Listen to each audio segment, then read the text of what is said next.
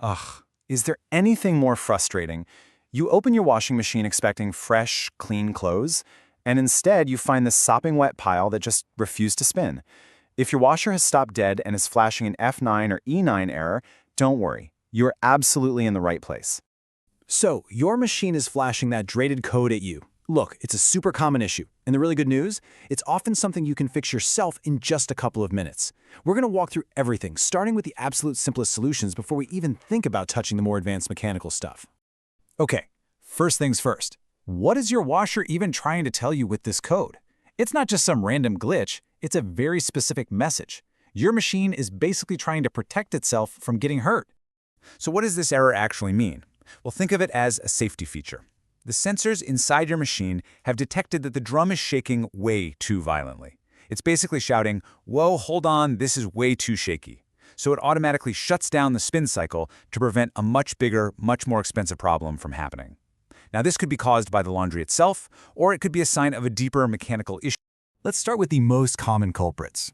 I'm not kidding, the vast majority of F9 and E9 errors are solved right here, in this section, without you ever having to pick up a single tool. These are the fixes you can literally try in seconds. The key is to start simple, right? These first 3 checks are all about what's in the machine. We're going to look at how the clothes are arranged, how much detergent you're using, and what exactly you're trying to wash. Let's break them down. This right here, this is the #1 cause, hands down.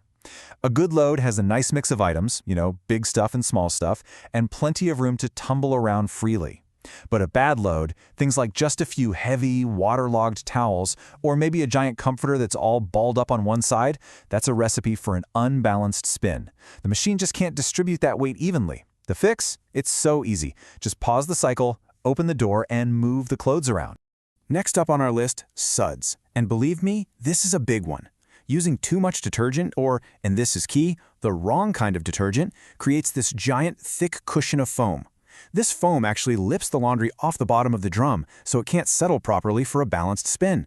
It also traps water, making everything heavier. So stick to HE detergent, and remember, a little bit goes a really long way. Now, this is a fantastic little diagnostic clue. You have to play detective for a second and think about when the error code pops up.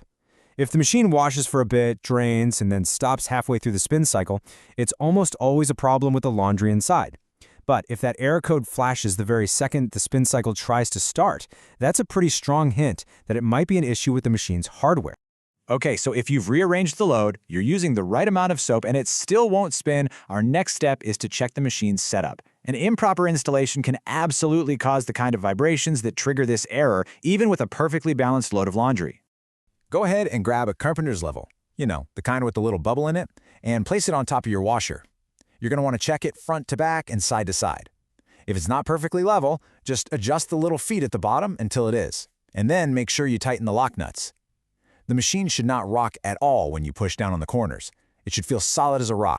4. Remember that number. This is how many shipping bolts are usually installed on the back of a new washing machine. They're there to keep the drum from banging around during transport. But if those bolts aren't removed during installation, the drum is basically locked in place. It can't absorb any vibration, and you get this horrible, violent shaking. This is a huge, huge culprit for newly installed washers giving an F9 error.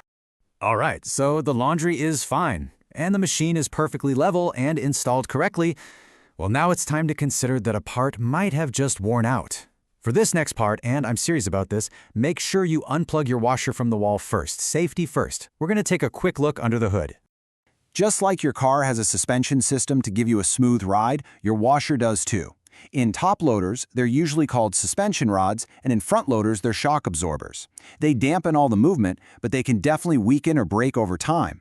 You might also have a worn-out snubber ring or maybe a faulty sensor that's just sending bad speed information to the machine's computer. Here's a super simple test you can do right now, no tools needed. With the machine off, just open the lid and give that inner tub a good hard spin with your hand. A healthy machine will spin smoothly and just kind of coast to a gentle stop. If it wobbles all over the place, makes grinding noises, or stops really suddenly, yep, you've likely found your mechanical problem. So, let's just quickly recap everything with this little chart. As you can see, the most frequent cause, by a long shot, is just an uneven load. That's always where you should start. As we go down the list, the problems get a little less common, but they're usually tied to the machine's setup, like being unlevel or just simple wear and tear on those suspension parts. Okay, we've covered a lot of ground, and hopefully your machine is already back up and running.